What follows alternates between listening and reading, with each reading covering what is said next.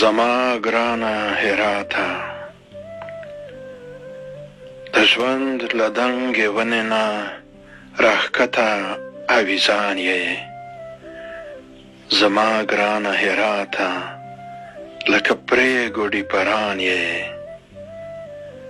د مني د سپوږمۍ غوندې غمجن او پریشان یې. د سپینو سپینو اوښکو او د سرو وینو داستان یې.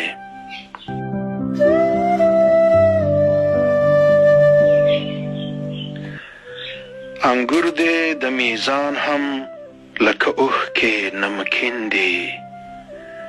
سلګۍ دې سهارونه، ماښامونه دې غمګین دي. پښې یبلې په ازغو کې را روانه همه درد یې.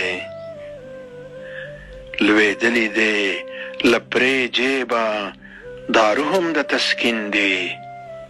پیاله ماته د شنو چایو سره د زعفران یې. د ژوند له دنګې ونې نه راښکته اویزان یې. زما ګرانه هراته، لکه پرېږدي پران یې. د مني د سپوږمۍ غوندې غمجن او پریشان یې. د سپینو سپینو اوښکو او د سرو وینو داستان یې.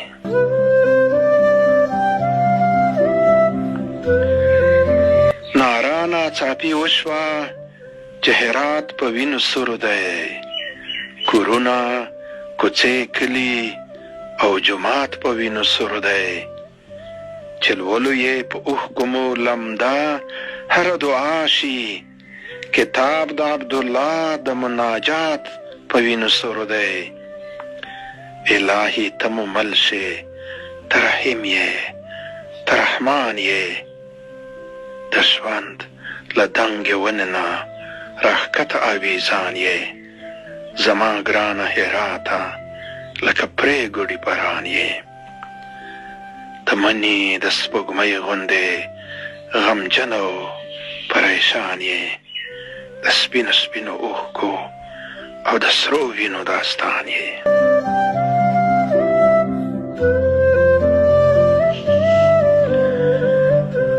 د صبر له نرګسو له ګلابو مالامال شي. ټکور شي پر هر ژلیا چې مسکا وکړې په حال شي. ولاړ لکه یتیم د غم غبار د پر مخ باندې. صفا له دې غبار د محبت په شنه رومال شي. مضمون د تمدن مې د وطن ته یې عنوان یې. مضمون د تمدن مې د وطن ته یې عنوان یې. د ژوند له دنګې ونې نه راښکته اویزان یې. زما ګرانه هراته، لکه پرېږدي پران یې. د مني د سپوږمۍ غوندې غمجن او پریشان یې. د سپینو سپینو اوښکو او د سرو وینو داستان یې.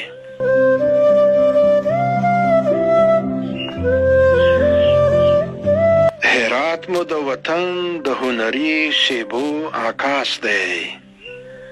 هرات زمونږ د مور وطن و زړه ته نږدې لاس دی.